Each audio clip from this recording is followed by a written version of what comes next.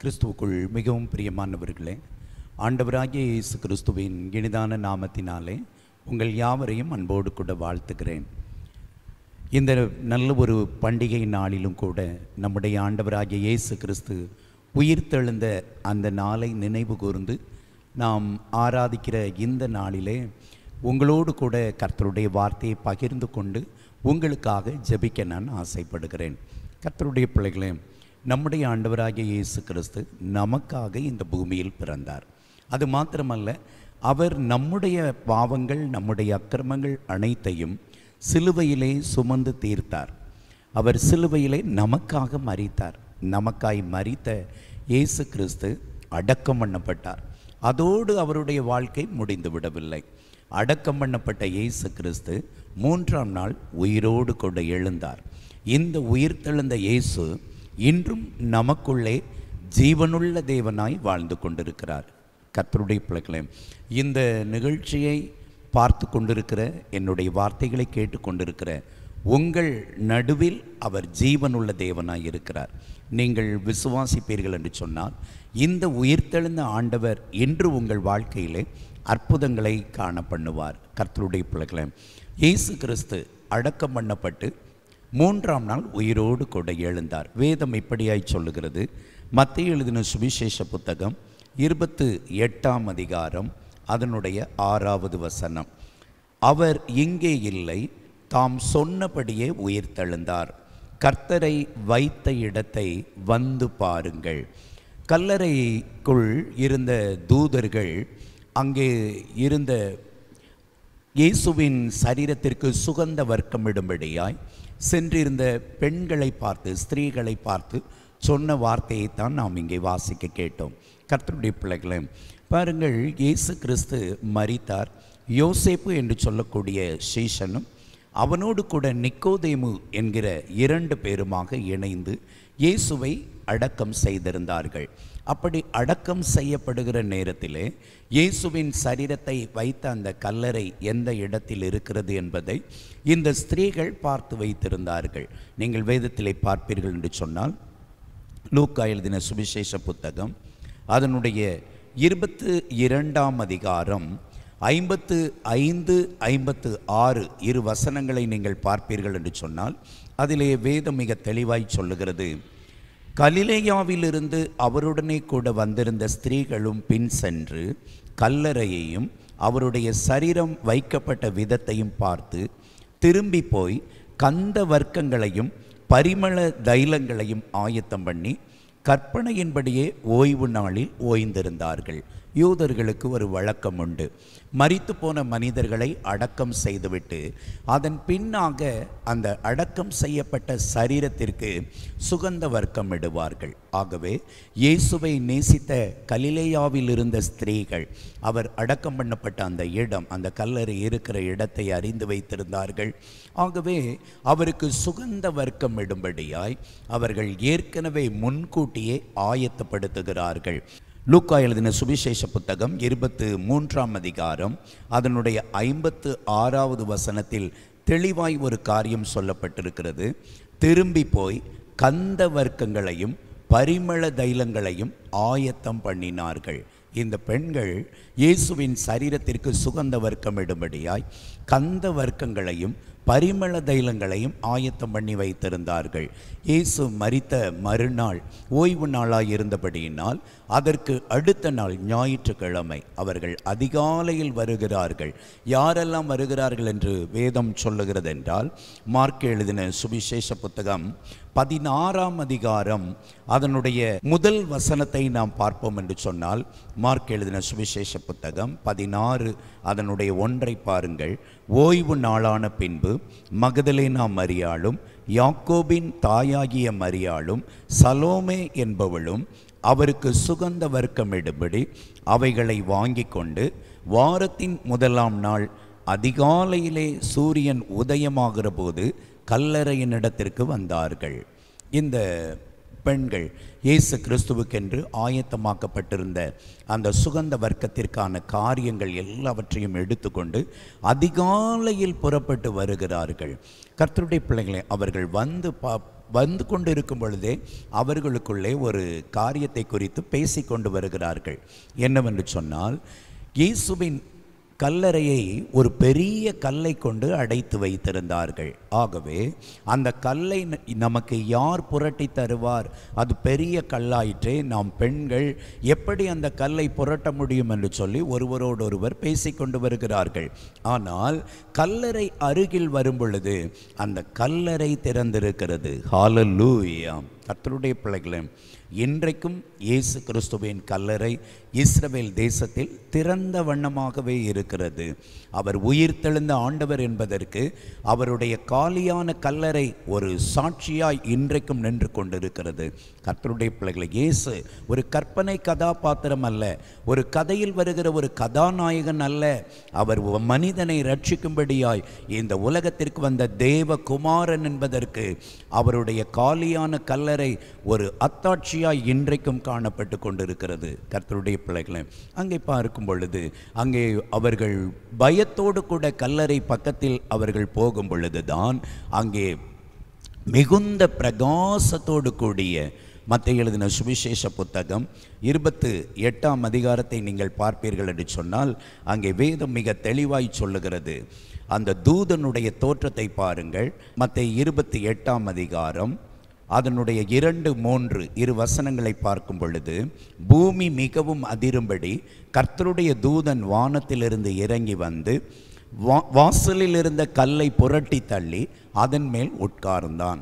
அவனுடைய ரூபம் மின்னலை போலவும் அவனுடைய வஸ்திரம் உறைந்த மழையை போலவும் வெண்மையாக இருந்தது. கர்த்தருடைய பிள்ளைகள், அவ்வளோ ஒரு பிரகாசமான ஒரு நல்ல வெண்மையான வஸ்திரம் தரித்த மின்னலை போன்ற பிரகாசம் கொண்ட ஒரு தூதன் அந்த கல்லை புரட்டி தள்ளிவிட்டு அந்த கல்லின் மேல் உட்கார்ந்திருக்கிறான்.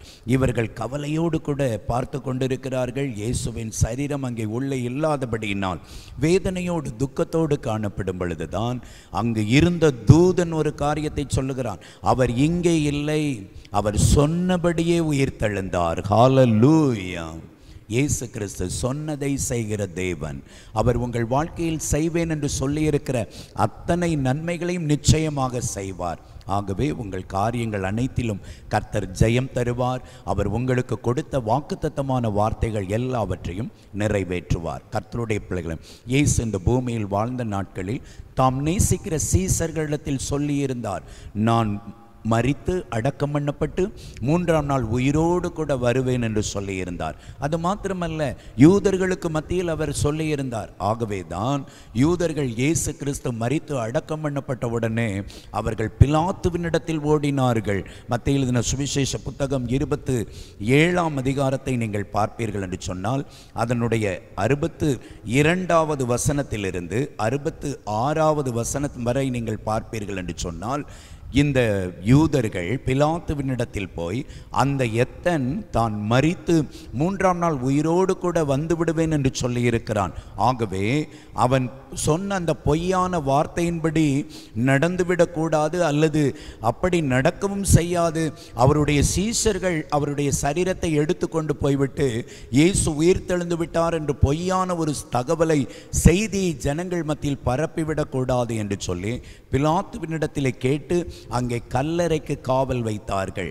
அந்த கல்லறையின் வாசலில் இருந்த கல்லுக்கு முத்திரையிட்டு பத்திரமாய் காவல் காத்தார்கள் என்று வேதம் சொல்லுகிறது. கர்த்தருடைய பிள்ளைகளே, இப்படிப்பட்ட இயேசு இப்படிப்பட்ட வார்த்தைகளை முன்கூட்டியே சொல்லியிருந்தார். தான் மரிப்பதும் மரித்து 3ஆம் நாள் உயிரோடு எழும்புவதையும் முன்கூட்டியே சொல்லியிருந்தார். ஆகவே தான் தூதன் சொல்லுகிறான், அவர் சொன்னபடியே உயிர்த்தெழுந்தார். கர்த்தருடைய பிள்ளைகளே, இயேசு உயிர்த்தெழுந்த ஆண்டவராய் இன்றைக்கும் நம்மோடு கூட இருக்கிறார். உங்கள் நடுவில் பிரசங்கித்து கொண்டிருக்கிற என்னோடும் என்னை கேட்டுக்கொண்டிருக்கிற உங்கள் அனைவரோடும் கூட உயிர்த்தெழுந்த ஆண்டவர் இருக்கிறார். கர்த்தருடைய பிள்ளைகளே, இப்பொழுது நாம் சிந்திக்க வேண்டிய சில காரியங்கள் இருக்கிறது. இயேசு மரித்தார், இயேசு அடக்கம் பண்ணப்பட்டார், இயேசு உயிரோடு கூட எழுந்திருக்கிறார். இயேசு உயிர்த்தெழுதலினால் நமக்கு கிடைக்கக்கூடிய நன்மைகள் ஏராளம் ஏராளம். கணக்கில்லா நன்மைகள். இயேசு உயிர்த்தெழுந்த ஆண்டவராய் இருக்கிறபடியினால் வேதம் அநேக ஆசீர்வாதங்களை நமக்கு சொல்லி வைத்திருக்கிறது. அதிலே ஒரு 2 காரியங்களை மாத்திரம் உங்களுக்கு சுருக்கமாய் தெளிவாய் சொல்லி கொடுத்து உங்களுக்காய் ஜெபிக்க ஆசைப்படுகிறேன். முதலாவதாக வேதத்திலே பார்ப்போம் என்று சொன்னால், ரோமர் 6ஆம் அதிகாரம் அதனுடைய 10வது வசனத்தை நாம் பார்ப்போம் என்று சொன்னால், அதிலே மிக தெளிவான ஒரு காரியத்தை பவுல் ரோமாபுரியில் உள்ள சபையின் பிள்ளைகளுக்கு எழுதி வைத்திருக்கிறார். அவர் மரித்தது பாவத்திற்கென்று ஒரே தரம் மரித்தார். அவர் பிழைத்திருக்கிறது தேவனுக்கென்று பிழைத்திருக்கிறார். கர்த்தருடைய பிள்ளைகளே, வேத வசனம் மிக தெளிவாய் சொல்லுகிறது, இயேசு மரித்தது நம்முடைய பாவங்களிலிருந்து நம்மை விடுவிக்கும்படியாக. அவர் பிழைத்திருக்கிறது தேவனுக்கென்று பிழைத்திருக்கிறார். கர்த்தருடைய பிள்ளைகளே, அவர் மரித்தது நமக்கென்று மரித்தார். நமக்காக, நம்முடைய பாவங்களிலிருந்து நமக்கு மன்னிப்பை கொடுப்பதற்காக, மனிதர்களாகிய நமக்காக நம்முடைய பாவங்களை சுமந்து தீர்த்து அவர் மரித்தார். அவர் பிழைத்திருப்பதோ தேவனுக்கென்று பிழைத்திருக்கிறார். கர்த்தருடைய பிள்ளைகளை, நாம் பாவத்திலிருந்து மன்னிப்பை பெற்று கர்த்தருடைய பிள்ளைகளாய் வாழ வேண்டும் என்பதற்காக இயேசு மரித்து உயிரோடு கூட எழுந்திருக்கிறார். ஹல்லேலூயா. அதே ரோமாபுரியருக்கு எழுதின நிருபம் 4ஆம் அதிகாரம் அதனுடைய 25வது வசனத்தை பாருங்கள். அதிலே மிக தெளிவாய் ஒரு காரியம் சொல்லப்பட்டிருக்கிறது. அவர் நம்முடைய பாவங்களுக்காக ஒப்பு கொடுக்கப்பட்டும் நாம் நீதிமான்கள் ஆக்கப்படுவதற்காக எழுப்பப்பட்டும் இருக்கிறார். மிக தெளிவாய் பவுல் சொல்லுகிறார், நம்முடைய பாவங்களின் நிமித்தம் அவர் ஒப்பு கொடுக்கப்பட்டார், மரித்தார். நாம் நீதிமான்களாக்கப்படுவதற்காக அவர் எழுப்பப்பட்டும் இருக்கிறார். ஹல்லேலூயா. பிதாவாகிய தேவன் குமாரனாகிய இயேசு கிறிஸ்துவை, மரித்து அடக்கம் பண்ணப்பட்ட இயேசுவை 3ஆம் நாளில் அவர் உயிரோடு கூட எழுப்பினார். எதற்காக? நாம் நீதிமான்களாய் வாழ்வதற்காக. கர்த்தருடைய பிள்ளைகளே, நீங்கள் நீதிமான்களாய் வாழ்கிறீர்களா? உங்கள் வாழ்க்கையிலே பரிசுத்தத்திற்கு முக்கியத்துவம் கொடுக்கிறீர்களா? இயேசுவை பாருங்கள், அவர் மரித்தது நமக்காக, அவர் உயிரோடு எழுந்தது தேவனுக்காக, கர்த்தருக்காக. வைராக்கியத்தோடு கூட அவர் மகிமையாய் வெற்றி சிறந்தவராய் உயிரோடு கூட எழுந்தார். கர்த்தருடைய பிள்ளைகளே, ஒருவேளை இவ்வளவு நாட்களும் நீங்கள் செய்த பாவங்கள், அக்கிரமங்கள், துணிகரமான காரியங்கள் மன்னிக்கப்படாத நிலையில் அதை குறித்த ஒரு பாரமற்ற நிலையில் நீங்கள் காணப்படுவீர்கள் என்றால், இன்று கர்த்தர் உங்களோடு பேசுகிறார். உங்கள் பாவங்களின் நிமித்தமாகத்தான் அவர் மரித்தார். உங்களை நீதிமானாய் மாற்றுவதற்காக, பரிசுத்தமுள்ள ஒரு ஜனமாய் மாற்றுவதற்காகத்தான் இயேசு சிலுவையிலே மரித்து அடக்கம் பண்ணப்பட்டு உயிரோடு எழுந்தார். நீங்கள் தேவனுக்கென்று வாழ வேண்டும். ஹல்லேலூயா.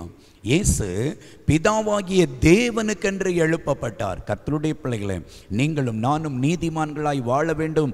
எதற்காக? கர்த்தருக்காக வைராக்கியம் உள்ள ஒரு வாழ்க்கை நாம் வாழும்படியாய் அவர் நமக்கு அழைப்பு கொடுக்கிறார். கர்த்தருடைய பிள்ளைகளே, இயேசுவை போல நாமும் கூட கர்த்தருக்கென்று நீதிமான்களாக்கப்பட வேண்டும் என்கிற ஒரு பெரிய பாரம், அப்படிப்பட்ட ஒரு எண்ணம் இயேசு கிறிஸ்துவுக்குள் இருந்தபடியால் தான் நமக்காக மரித்து அடக்கம் பண்ணப்பட்டு உயிரோடு கூட எழுந்தார். ஆகவே நாம் பரிசுத்தம் உள்ளவர்களாய் தேவனுக்கென்று வைராக்கியமாய் வாழ்வதற்காக இயேசு மரணத்தை வென்று உயிரோடு கூட எழுந்தார்.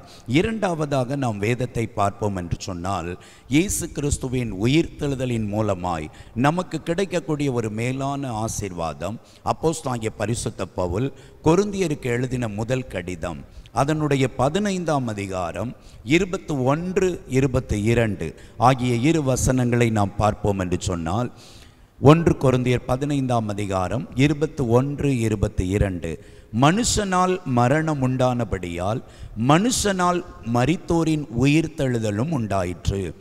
ஆதாமுக்குள் எல்லாரும் மரிக்கிறது போல கிறிஸ்துவுக்குள் எல்லாரும் உயிர்ப்பிக்கப்படுவார்கள். கர்த்தருடைய பிள்ளைகளே, மனுஷனால் மரணம் வந்தது.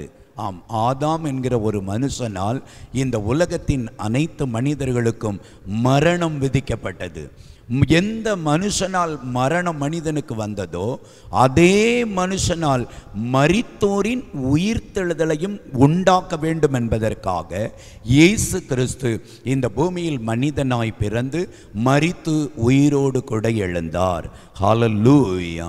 கர்த்தருடைய மரணம், அவருடைய உயிர்த்தெழுதல் நமக்கு தரக்கூடிய ஒரு மேலான ஒரு ஆசீர்வாதம், மரித்தோரின் உயிர்த்தெழுதல்.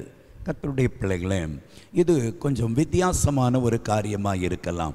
ஒருவேளை நீங்கள் பிற மதத்தை சார்ந்தவர்களாக இருப்பீர்கள் என்று சொன்னால், மரணத்திற்கு பிறகு மனிதனுக்கு வாழ்வு உண்டு என்பதை நீங்கள் அறிந்து கொள்ள வேண்டும். மரித்தோரின் உயிர்த்தெழுதல், இதை குறித்து வேதம் அநேக இடங்களில் அப்போஸ்தலனாகிய பரிசுத்த பவுல், அப்போஸ்தலனாகிய பரிசுத்த பேதுரு அநேக காரியங்களை நமக்கு கற்றுக் கொடுத்திருக்கிறார்கள். இந்த உலகத்தில் கர்த்தருக்காக வாழ்ந்து மரிக்கிற மனிதர்கள் அவர்கள் உயிர்ப்பிக்கப்படுவார்கள். ஆதாமுக்குள் மரித்தது போல கிறிஸ்துவுக்குள் எல்லாரும் உயிர்ப்பிக்கப்பட வேண்டும், மரித்தோர் உயிரோடு கூட எழும்ப வேண்டும் என்பதற்காக இயேசுவை பிதாவாகிய தேவன் மரணத்தினின்று உயிரோடு கூட எழுப்பினார். கர்த்தருடைய பிள்ளைகளை பாருங்கள், அந்த 1 கொரிந்தியர் 15ஆம் அதிகாரம் அதனுடைய 42, 43, 44 இந்த 3 வசனங்களை நீங்கள் பார்ப்பீர்கள் என்று சொன்னால், மரித்தோரின் உயிர்த்தெழுதலும் அப்படியே இருக்கும். அழிவுள்ளதாய் விதைக்கப்படும், அழிவில்லாததாய் எழுந்திருக்கும். கனவீனமுள்ளதாய் விதைக்கப்படும், மகிமையுள்ளதாய் எழுந்திருக்கும். பலவீனமுள்ளதாய் விதைக்கப்படும், பலமுள்ளதாய் எழுந்திருக்கும். ஜென்ம சரீரம் விதைக்கப்படும், ஆவிக்குரிய சரீரம் எழுந்திருக்கும். ஜென்ம சரீரமும் உண்டு, ஆவிக்குரிய சரீரமும் உண்டு. கர்த்தருடைய பிள்ளைகளே, இயேசு இந்த உலகத்தில் வாழ்ந்த பொழுது ஜென்ம சரீரத்தில் இருந்தார். அவர் உயிரோடு கூட எழும்பிய பொழுது ஆவிக்குரிய சரீரத்தோடு உயிர்ப்பிக்கப்பட்டார். ஒரு காரியத்தை நன்றாய் நீங்கள் தெரிந்து கொள்ள வேண்டும். நாம் இப்பொழுது இருப்பது ஜென்ம சரீரத்தில் இருக்கிறோம். ஒரு நாள் நாம் ஒருவேளை கிறிஸ்துவின் வருகைக்கு முன்பாக நாம் மரித்து விடுவோம் என்று சொன்னால், கிறிஸ்துவின் வருகையின் போது அவர் நம்மை உயிரோடு கூட எழுப்புவார். அப்படி எழுப்பப்படும் பொழுது இந்த ஜென்ம சரீரத்தில் நாம் எழும்ப மாட்டோம். நமக்கு ஒரு மகிமையான ஆவிக்குரிய சரீரம் கொடுக்கப்படும். அதைத்தான் பவுல் தெளிவாய் எழுதுகிறார். மரித்தோரின் உயிர்த்தெழுதலின் போது அழிவுள்ளதாய் விதைக்கப்படுகிறது, அழிவில்லாததாய் எழும்போம். ஆமாம், இந்த ஜென்ம சரீரம் அழியும். என்றோ ஒரு நாள் மரணத்திற்கு பின்பாக இந்த சரீரம் அழிந்து போய்விடும். ஆனால் மரித்தோரின் உயிர்த்தெழுதலின் நாளில் நாம் உயிர்த்தெழுதலில் பங்கு பெறுவோம் என்று சொன்னால், அந்த சரீரம் அதன் பின்பு அழியவே அழியாது, அழிக்க முடியாத ஒரு நிலைக்கு போய்விடும். கனவீனம் உள்ளதாய் விதைக்கப்படும், மகிமை உள்ளதாய் எழுந்திருக்கும். பலவீனம் உள்ளதாய் விதைக்கப்படும், பலமுள்ளதாய் எழுந்திருக்கும். ஜென்ம சரீரம் விதைக்கப்படும், ஆவிக்குரிய சரீரம் எழுந்திருக்கும். கர்த்தருடைய பிள்ளைகளை, இயேசு ஜென்ம சரீரம், அவர் மரித்து அடக்கம் பண்ணப்பட்டார். 3ஆம் நாள் ஆவிக்குரிய சரீரத்தோடு எழும்பினார். உங்களுக்கும் எனக்கும் ஒரு நம்பிக்கை கொடுக்கக்கூடிய ஒரு செய்தியை, நம்பிக்கை கொடுக்கக்கூடிய ஒரு காரியத்தை இயேசுவின் உயிர்த்தெழுதல் கற்றுக் கொடுக்கிறது. ஆம் கர்த்தருடைய பிள்ளைகளே, அப்போஸ்தலனாகிய பரிசுத்த பவுல் தெசலோனிக்கேயருக்கு எழுதும் பொழுது 1 தெசலோனிக்கேயர் 4ஆம் அதிகாரத்தை நீங்கள் எடுத்துக்கொள்வீர்கள் என்று சொன்னால், அதிலே 16, 17 இரு வசனங்களை பாருங்கள். ஏனெனில் கர்த்தர் தாமே ஆரவாரத்தோடும் பிரதான தூதனுடைய சத்தத்தோடும் தேவ எக்காலத்தோடும் வானத்திலிருந்து இறங்கி வருவார். அப்பொழுது கிறிஸ்துவுக்குள் மரித்தவர்கள் முதலாவது எழுந்திருப்பார்கள். பின்பு உயிரோடு இருக்கும் நாமும் கர்த்தருக்கு எதிர்கொண்டு போக மேகங்கள் மேல் அவர்களோட கூட ஆகாயத்தில் எடுத்து கொள்ளப்பட்டு இவ்விதமாய் எப்பொழுதும் கர்த்தருடனே கூட இருப்போம். கர்த்தருடைய பிள்ளைகளே, பவுல் தெசலோனிக்கே சபையாருக்கு மிகவும் தெளிவாய் அழுத்தமாய் ஒரு காரியத்தை சொல்லுகிறார். கிறிஸ்துவின் வருகை, அவர் வரப்போகிறார். அவர் வரும் பொழுது மரித்து போன பரிசுத்தவான்கள், கர்த்தருடைய பிள்ளைகளை, ஒருவேளை நாம் கிறிஸ்துவின் வருகைக்கு முன்பாக மரித்து விடுவோம் என்று சொன்னால், அவர் வரும் பொழுது நாம் உயிரோடு கூட எழும்புவோம். அதைத்தான் அவர் சொல்லுகிறார். மரித்தோர் உயிரோடு கூட முதலாவது எழும்புவார்கள். மரித்த பரிசுத்தவான்கள் எழும்புவார்கள். அதன் பின்பு உயிரோடு கூட இருக்கிறவர்கள், அவருக்காய் வாழ்கிறவர்கள், இயேசு கிறிஸ்துவுக்காய் தங்களை அர்ப்பணித்தவர்கள், பரிசுத்தத்திற்கு முக்கியத்துவம் கொடுத்தவர்கள், தேவனுக்கு பயந்து வசனத்தின்படி வாழ்ந்தவர்கள், இவர்கள் அவரோடு கூட எடுத்துக்கொள்ளப்படுவார்கள். மரித்து போன பரிசுத்தவான்கள், உயிரோடு கூட இருக்கிற பரிசுத்தவான்கள் எல்லோரும் ஒன்றாய் இணைந்து வானங்களுக்கு மேலாக எடுத்துக்கொள்ளப்பட்டு பரலோகத்தில் கர்த்தரோடு கூட என்றென்றைக்கும் இருப்பார்கள். ஹல்லேலூயா! எவ்வளவு ஒரு சந்தோஷமான ஒரு காரியம் பாருங்கள். கர்த்தருடைய பிள்ளைகளே, உங்களுக்கும் எனக்கும், கர்த்தருக்காய் வாழ்கிற ஒவ்வொரு தேவ பிள்ளைகளுக்கும் அழிவு என்பது இல்லை, மரணம் என்பது இல்லை. ஒருவேளை இந்த உலகத்தில் இந்த சரீரம், இந்த ஜென்ம சரீரம் தான் அழியும். உள்ளே இருக்கிற ஆவிக்குரிய சரீரம் ஒரு நாளும் அழியாது, ஒருபோதும் அழியாது. இந்த உலகத்தை விட்டு நாம் கடந்து போனாலும் சரி, அல்லது கிறிஸ்துவின் வருகையில் நாம் உயிரோடு கூட இருந்தாலும் சரி, இந்த ஜென்ம சரீரம் நீக்கப்பட்டு ஆவிக்குரிய சரீரத்தை கர்த்தர் நமக்கு கொடுத்து அவரோடு கூட வாழும்படியாய் கர்த்தர் கிருபை பாராட்டுவார். இயேசு கிறிஸ்துவின் உயிர்த்தெழுதல் நமக்கு அப்படிப்பட்ட ஒரு மரித்தோரின் உயிர்த்தெழுதல் என்கிற அந்த மகிமையான அனுபவத்திற்கு நம்மை பங்குள்ளவர்களாய் மாற்றுகிறது. ஹல்லேலூயா! கர்த்தருடைய பிள்ளைகளே, நீங்கள் இயேசு கிறிஸ்துவுக்கு பிரியமாய் வாழ்கிறீர்களா? இயேசுவை நீங்கள் நேசிக்கிறீர்களா? அவர் வருவார் என்பதை நம்புகிறீர்களா? உங்கள் பாவங்களுக்காக அவர் மரித்தார், உங்களை நீதிமான்களாக்கும்படியாக அவர் உயிரோடு எழுந்தார் என்பதை விசுவாசிக்கிறீர்களா? கர்த்தருடைய பிள்ளைகளே, இப்பொழுது உங்கள் நடுவில் நான் பேசிக் கொண்டிருக்கிற வார்த்தை, இது ஏதோ உங்களுக்கு ஏதாவது பேச வேண்டும் என்று சொல்லி நான் பிரசங்கித்துக் கொண்டிருக்கவில்லை. இது சத்தியம் நிறைந்த வார்த்தை, இது உண்மையுள்ள வார்த்தை. இதன்படியே கர்த்தர் செய்ய போகிறார். மரித்தோரின் உயிர்த்தெழுதல் என்கிற ஒன்று நிச்சயம் உண்டு. அதே 1 கொரிந்தியரின் புத்தகம் 15ஆம் அதிகாரத்திற்கு நீங்கள் வருவீர்கள் என்று சொன்னால் 50வது வசனத்தை பாருங்கள். அதில் ஒரு காரியத்தை மிக தெளிவாய் பவுல் சொல்லுகிறார். சகோதரரே, நான் சொல்லுகிறது என்னவெனில், மாம்சமும் இரத்தமும் தேவனுடைய ராஜ்யத்தை சுதந்தரிக்க மாட்டாது, அழிவுள்ளது அழியாமையை சுதந்தரிப்பதும் இல்லை. கர்த்தருடைய பிள்ளைகள், இந்த உடல் மாம்சமும் இரத்தமும் உள்ளது. இந்த சரீரம் தேவராஜ்யத்துக்குள்ள போக முடியாது. இந்த ஜென்ம சரீரம் பரலோகத்திற்குள் பிரவேசிக்க முடியாது. பரலோகத்திற்குள் நுழைய வேண்டும் என்று சொன்னால் ஆவிக்குரிய சரீரத்தை நாம் பெற்றிருக்க வேண்டும். மரித்தோரின் உயிர்த்தெழுதலில் பங்குள்ளவர்களாயிருக்க வேண்டும், அல்லது கிறிஸ்துவின் வருகையின் போது அவரோடு கூட எடுத்துக் கொள்ளப்படுவதற்கு ஆயத்தமுள்ளவர்களாய் நாம் வாழ வேண்டும். இந்த சரீரத்தோடு நாம் பிரவேசிக்க முடியாது. இந்த ஜென்ம சரீரம் அழிவுள்ளது, இது கனவீனம் உள்ளது, இது பலவீனம் உள்ளது, இது அழியக்கூடியது. அழியாமை உடைய ஒரு ஆவிக்குரிய சரீரம் இருக்கிறது. இயேசு அந்த ஆவிக்குரிய சரீரத்தை பெற்றவராகத்தான் உயிரோடு கூட எழுந்தார். ஆகவேதான் பூட்டப்பட்ட வீட்டிற்குள்ளே அவர் இறங்கி வந்தார். கொஞ்சம் யோசித்து பாருங்க. இந்த ஜென்ம சரீரம், மாம்சம் இரத்தம் உடைய இந்த ஜென்ம சரீரம், ஒரு வீட்டுக்கு நீங்க போறீங்க, அந்த வீடு பூட்டப்பட்டிருக்கிறது, உள்ள போக முடியுமா? பூட்டை உடைக்காத பட்சத்தில் நீங்கள் உள்ளே போக முடியாது.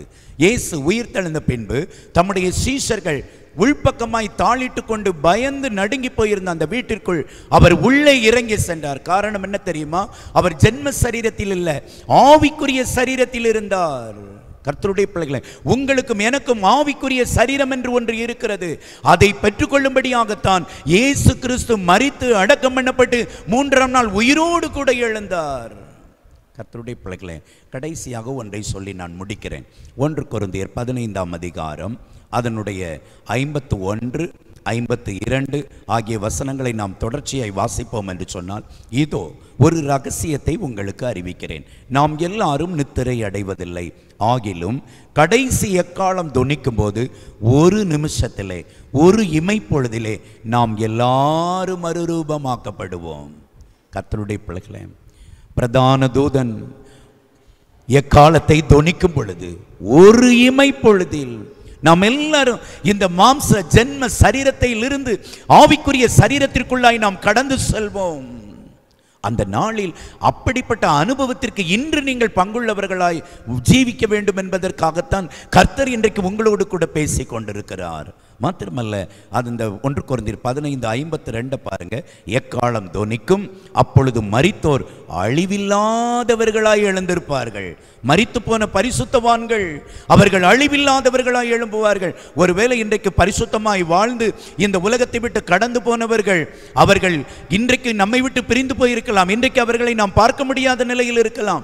அவர்கள் விட்டு சென்ற குடும்பங்கள் அவர்களை நினைத்து துக்கத்தோடு இருக்கலாம். ஒரு நாள் வரப்போகிறது, அன்றைக்கு அந்த மரித்த பரிசுத்தவான்கள் அனைவரும் உயிரோடு கூட வருவார்கள்.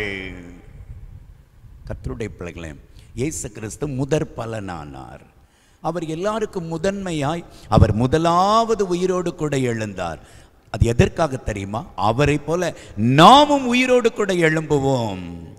அழிவுள்ளதாகிய இது அழியாமையும், சாவுக்கேதுவாகிய இது சாவாமையும் தரித்து கொள்ள வேண்டும். கர்த்தருடைய பிள்ளைகளே, அழிவுள்ளதாகிய இந்த ஜென்ம சரீரம் அழியாமையுடைய ஆவிக்குரிய சரீரத்தை தரித்து கொள்ள வேண்டுமே. சாவுக்கேதுவாகிய இந்த ஜென்ம சரீரம் சாவாமையாகிய அந்த ஆவிக்குரிய சரீரத்தை தரித்து கொள்ள வேண்டுமே. அதற்குரிய அனுபவம் உங்களுக்குள் இருக்கிறதா? அதற்குரிய பரிசுத்தத்தோடு நீங்கள் வாழ்கிறீர்களா? அந்த கிறிஸ்துவின் வருகை நாளுக்காக ஆயத்தப்பட்டவர்களாய் இருக்கிறீர்களா? தேவனை குறித்த அறிவு உங்களுக்குள் எப்படிப்பட்ட நிலையில் காணப்பட்டு கொண்டிருக்கிறது? கர்த்தருடைய பிள்ளைகளே, இந்த நாட்களில் அநேகர் இம்மைக்காக கர்த்தரை தேடிக் கொண்டிருக்கிறார்கள். இந்த உலகத்தில் உள்ள பொன், பொருள், வீடு, நிலம், வாசல், இதை சேமிப்பதிலும் சேர்த்துக் கொள்வதிலும் போட்டியிட்டு இதற்காகவே கர்த்தரை தேடுகிறார்கள். பவுல் எச்சரிக்கிறார். 1 கொரிந்தியர் 15 அதனுடைய 19வது வசனத்தை பாருங்கள். இம்மைக்காக மாத்திரம் நாம் கிறிஸ்துவின் மேல் நம்பிக்கை உள்ளவர்களாய் இருந்தால் எல்லா மனுஷரை பார்க்கிலும் பரிதபிக்கப்படத்தக்கவர்களாயிருப்போம். இந்த உலகத்தில் உள்ளவைகளுக்காக மாத்திரம், பணம், பொருள், வீடு, வாசல், நிலம், படிப்பு, பதவி, வேலை, சம்பளம், இதற்காக மாத்திரம் வாழ்வோம் என்று சொன்னால் ஒரு நாள் பரிதபிக்கப்பட்டவர்களாய் இருப்போம். கடைசி எக்காலம் தொனிக்கும் போது இந்த ஜென்ம சரீரத்தில் இருந்து ஆவிக்குரிய சரீரத்திற்கு போவதற்கு ஆயத்தமில்லாத நிலையில் இருப்போம் என்றால் சேர்த்து வைத்த பணமும் பொருளும் வீடு வாசலும் ஒன்றுமில்லாமல் போய்விடும். ஆயத்தத்தோடு இருங்கள், ஆயத்தத்தோடு இருங்கள். 1 கொரிந்தியர் 15:54 இப்படியாய் சொல்லுகிறது. அழிவுள்ளதாகிய இது அழியாமையும், சாவுக்கேதுவாகிய இது சாவாமையும் தரித்து கொள்ளும் போது மரணம் ஜெயமாக விழுங்கப்பட்டது என்று எழுதியிருக்கிற வார்த்தை நிறைவேறும். ஹல்லேலூயா! இயேசு மரணத்தை ஜெயமாய் விழுங்கினார். ஆம் கர்த்தருடைய பிள்ளைகளே, அவர் இந்த உலகத்தில் வாழ்ந்து நமக்காய் அடிக்கப்பட்டு நொறுக்கப்பட்டு மரித்து அடக்கம் பண்ணப்பட்டவர் அதோடு நின்று விடவில்லை, மரணத்தை ஜெயமாய் விழுங்கினார், ஜெயமாக்கி கொண்டார். நீங்கள் மரணத்தை ஜெயமாக்கி கொள்வதற்கு ஆயத்தத்தோடு இருக்கிறீர்களா? அதற்கேற்ற பரிசுத்தம் உங்களிடத்தில் இருக்கிறதா? தேவன் மீது பற்றுதலோடு வாழ்கிறீர்களா? கர்த்தருடைய சமூகத்தில் ஒப்பு கொடுப்பீர்களா? ஆண்டவரே, இந்த உலகத்தின் காரியங்களுக்காக மாத்திரமல்ல, நீர் மரித்தோரில் முதற்பலனானீர். ஆண்டவரே, எங்களுக்கு முன்னோடியாய் நீர் வாழ்ந்து காட்டிவிட்டு போய்விட்டீர். உம்மை போல நாங்களும் இந்த ஜென்ம சரீரத்திலிருந்து ஆவிக்குரிய சரீரத்திற்கு நாங்கள் கடந்து வருகிற அந்த நாளில் நாங்கள் அதற்கு பங்குள்ளவர்களாய் வாழ வேண்டும். எங்களை நீர் அப்படிப்பட்ட ஒரு ஜீவியத்திற்கு நேராய் வழி நடத்தும் என்று சொல்லி இந்த சந்தோஷமான பண்டிகை நாளிலே உங்களை ஒப்பு கொடுப்பீர்களா? நீங்கள் இருக்கிற இடத்தில் முடிந்தால் முழங்கால் படியிட்டு கொடுங்கள். இல்லாவிட்டால் முடியாத பட்சத்தில் உங்கள் கண்களை மூடி வலது கரத்தை உயர்த்தி கொள்ளுங்கள். கர்த்தர் உங்களோடு இடைப்படுவார். பரிசுத்தாவியானுடைய வல்லமை உங்கள் மீது இறங்கும். நீங்கள் பரிசுத்தமாய் வாழ்வதற்காக, நீதிமான்களாய் கர்த்தருக்காக வாழ்வதற்காக இயேசு உயிரோடு கூட எழுந்தார். அது மாத்திரமல்ல, உங்களுக்கு இப்பொழுது இருக்கிற அந்த ஜென்ம சரீரம் கனவீனமுள்ள, பலவீனமுள்ள, அழிவுள்ளதாகிய இந்த சரீரத்திலிருந்து ஆவிக்குரிய சரீரத்திற்கு உங்களை கொண்டு போய் மறுரூபப்படுத்தி பரலோக ராஜ்யத்தில் அவரோடு கூட வைக்கும்படியாய் இயேசு மரணத்தை வென்று உயிரோடு கூட எழுந்தார். ஜெபிக்கலாமா? நாம் ஜெபிப்போம். தகப்பனே, இந்த நல்ல ஒரு பண்டிகை நாளிலே உம்முடைய பிள்ளைகளுக்காக உம்முடைய ஊழியக்காரனாய் உம்முடைய சமூகத்தில் நான் மன்றாடி ஜெபிக்கிறேன். தகப்பனே, நீர் யார் என்பதை என் பிள்ளைகள் சரியாய் அறிந்து கொள்ளட்டும். அவர்கள் கிறிஸ்தவர்களாக இருக்கலாம் அல்லது மற்ற மதத்தை சார்ந்தவர்களாக இருக்கலாம். ஆண்டவரே, இந்த ஜென்ம சரீரத்தோடு வாழ்க்கை முடிவது இல்லை. ஆவிக்குரிய சரீரத்தை பெற்று மரணத்திற்கு பின்பும் உம்முடைய வருகைக்கு பின்பும் வாழக்கூடிய ஒரு நிலைக்கு இவர்களை பங்குள்ளவர்களாய் மாற்றும். கர்த்தாவே, நீர் எப்படி எங்கள் பாவங்களுக்காக மரித்து தேவனுக்கென்று பிழைத்தீரோ தகப்பனே, நாங்களும் பாவத்துக்கு செத்து எங்கள் கர்த்தருக்காக வாழும்படி எங்களுக்கு கிருபை தாரும். உம்முடைய பிள்ளைகளுக்கு கிருபை கட்டளையிடும். என்னோடு இணைந்து ஜெபிக்கிற பிள்ளைகள், அவர்கள் வாலிபர்களாக இருக்கலாம், இளம் வயதினராக இருக்கலாம், முதிர் வயதினராக இருக்கலாம், சிறு பிள்ளைகளாக இருக்கலாம், யாராக இருந்தாலும் சரி ஆண்டவரே, பரிசுத்தமாய் கர்த்தருக்கென்று வாழட்டும் ஆண்டவரே. அதற்காகத்தானே நீர் மரணத்தை வென்று உயிரோடு எழுந்தீர் தகப்பனே. அந்த கிருபையை கட்டளையிடும். ஒரு நாளில் நீர் வரும் பொழுது, அந்த எக்கால சத்தம் கேட்கும் பொழுது, அந்த மறுமையிலே பங்கு பெறும்படியாய் என் பிள்ளைகளுக்கு நீர் பாக்கியத்தை கொடுத்து ஆசீர்வதித்து தேவரீர் உம்முடைய நன்மையினாலும் கிருபையினாலும் இவர்கள் வாழ்க்கை நீர் மேன்மைப்படுத்தும்படியாய் நிறைவாக்கும்படியாய் உம்முடைய கரத்தில் தாழ்த்தி ஒப்பு கொடுத்து ஜெபிக்கிறேன். எல்லா துதியும் கனமும் மகிமை உமக்கே சொந்தமாக்குகிறேன். இரட்சகர் இயேசுவின் நாமத்தில் ஜெபம் கேளும் ஜீவனுள்ள நல்ல பிதாவே. ஆமேன், ஆமேன். என் அன்பு கர்த்தருடைய பிள்ளைகளே, இயேசு கிறிஸ்துவின் உயிர்த்தெழுதல் நம்முடைய பாவத்திலிருந்து நம்மை பரிசுத்தத்திற்கு நேராய் வழிநடத்தும்படியாகவும் மாத்திரமல்ல, இந்த ஜென்ம சரீரத்திலிருந்து ஆவிக்குரிய சரீரத்தை பெற்று பரலோகத்தில் அவரோடு கூட வாழும்படியான ஒரு பாக்கியத்தை நமக்கு தந்திருக்கிறது. அந்த ஒரு சந்தோஷத்தோடு மகிழ்ச்சியோடு கர்த்தருக்காக வாழுங்கள், பரிசுத்தத்தோடு இருங்கள். அவருடைய வருகைக்கு ஒவ்வொரு நாளும் ஜாக்கிரதையோடு கவனமாய் ஆயத்தத்தோடு வாழ்ந்திருங்கள். கர்த்தர் உங்களை ஆசீர்வதிப்பாராக. ஆமேன், ஆமேன். தொடர்பு கொள்ள வேண்டிய எங்கள் முகவரி: பாஸ்டர் டி. இன்பகுமார், இயேசுவின் பிரசன்னம் ஊழியங்கள், கர்மேல் பர்வதம், பேய்க்குளம், தூத்துக்குடி மாவட்டம், தமிழ்நாடு, இந்தியா. பின்கோடு 628613. அலைபேசி எண்கள் 9486373603 மற்றும் 7373133190. Our contact address: Pastor T. Inbakumar, Presence of Jesus Ministries, Karmel Mount, Peikulam, Tuticorin District, Tamil Nadu, India. Pin code 628613. Mobile number 9486373603 and 73731 வாரந்தோறும் வெள்ளிக்கிழமை காலை 10 மணி முதல் 1 மணி வரை பரிசுத்த உபவாச ஜெபம் நடைபெறும். வாரந்தோறும் ஞாயிற்றுக்கிழமை காலை 9:30 மணி முதல் 12 மணி வரை பரிசுத்த ஆராதனை நடைபெறும்.